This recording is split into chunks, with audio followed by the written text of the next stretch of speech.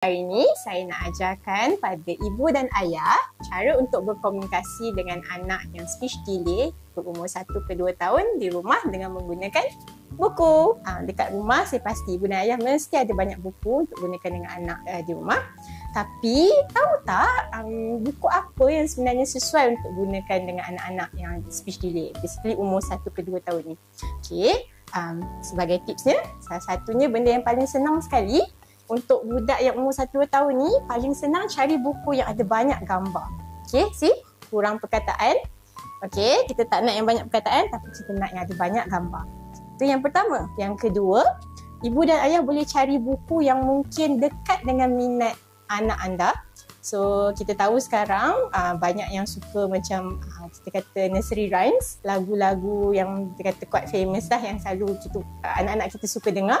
So, lagu yang saya boleh bagi contoh, maybe Wheels on the Bus ataupun Tayar Bas Berpusing-Pusing. So, kita boleh cari buku yang kita kata agak dekat dengan Wheels on the Bus, which is bus lah sebenarnya, untuk gunakan dengan anak anda. Ini saya cari buku yang memang Wheels on the Bus. And then, boleh gunakan buku ni bukan sekadar untuk membaca, tapi boleh menyanyi dengan anak anda. Sebagai contoh, bila kita buka, kita tak perlu baca the wheels on the bus goes round and round. Sebab tu agak bosan. Tapi ibu dan ayah boleh gunakan suara tak apa, tak sedap pun tak apa, jangan risau.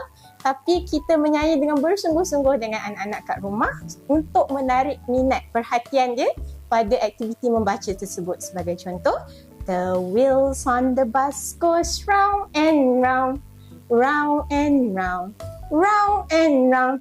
Kalau perasan, sambil saya nyanyi, saya juga gunakan tips kat sini untuk ibu dan ayah juga.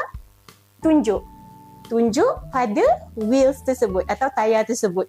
Dan dekat sini sebabnya bila kita sebut wheels, dalam song tersebut dia target wheels on the bus goes round and round. Sebenarnya dia nak ajar kosa kata wheels.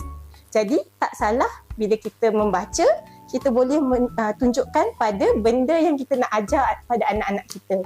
Okey, so sambil membaca jangan lupa cari buku yang banyak gambar, kurang perkataan, and then cari buku yang anak anda minat.